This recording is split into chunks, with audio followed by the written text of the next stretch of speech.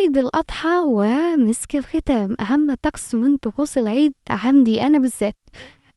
الصور بتاعت زمان اضحك الصورة تطلع حلوة، ده كان أهم طقس. هتلاقي بتوع المصوراتية واقفين في كل حتة انت خارج تتفسح فيها. طبعا عندنا في المسلة بحر عند الريسبس، وكمان كان في اللي بيروحوا الاستوديو. كان بيبقى فيه الأزياء التنكرية، لبس فلاحة، لبس اسكندرانية، لبس فراعنة، لبس برقع، لبس تلي. كمان كان في حاجة، ربنا يكتر أفراحكم كلكم. في العيد كانت بتكتر الأفراح، وبالأفراح ولبس الأفراح في العشرينات والتلاتينات عشان الطرحة. اللي بعدها تبقى في الخمسينات، في الستينات، وآخر صورة دي في السبعينات. وش كده ألبومات. عيد الأضحى خلصت، كل سنة وانتم طيبين، وخلص الكلام.